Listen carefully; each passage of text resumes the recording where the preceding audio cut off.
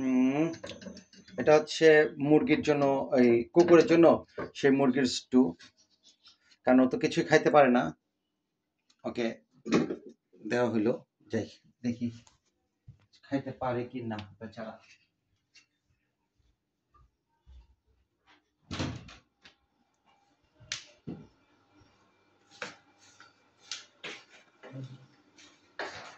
এই কুকুরটা নিয়ে খুব ঝামেলা আছে, দেখা যাক।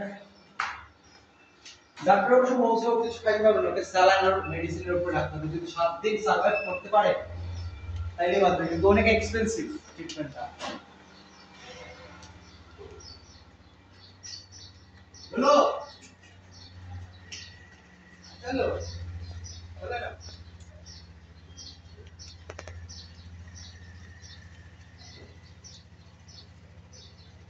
Hello hello.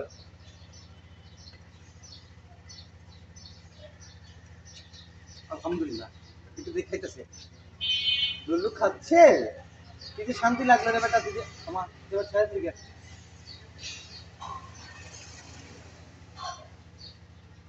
পিস দিলে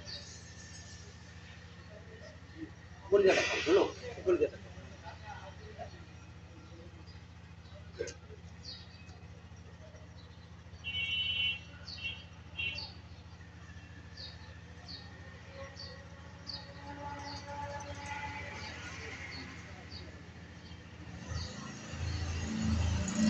ও যে খাইতে পারবে এটা আমি কখনো ভাবতে পারিনি, কারণ ডাক্তার বলে দিছিল যে খাইতে পারবে না, যদি খাওয়া আরম্ভ করে তখন মানে বোঝা যাবে যে সার্ভাইভ করবে। এখন ওর ইনজেকশন আর স্যালাইনগুলো যদি দেওয়া হয় তাহলে আল্লাহ আল্লাহ করে ও সার্ভাইভ করতেও পারে। কারণ ডাক্তার বলছিল কালকে যে ওই জিম্বি ভাই, ওই ধানমন্ডি, ওই ডাক্তার ভাইয়া বলছিল যে ও খাবে না যেহেতু ডিসটেম্পার হয়েছে, অবস্থাটা কি হাড্ডি গুলি, কিন্তু যদি ও খাইতে পারে তাহলে আলহামদুলিল্লাহ। আটটা হয়ে যাবে।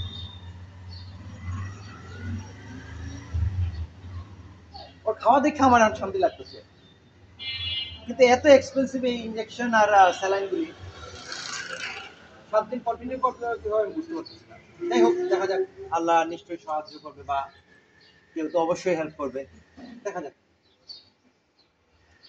সবাই দোয়া করো ওর জন্য, যাতে ও ঠিকভাবে রিকভার হয়ে যেতে পারে। ভালো থাকো সবাই, বাই বাই।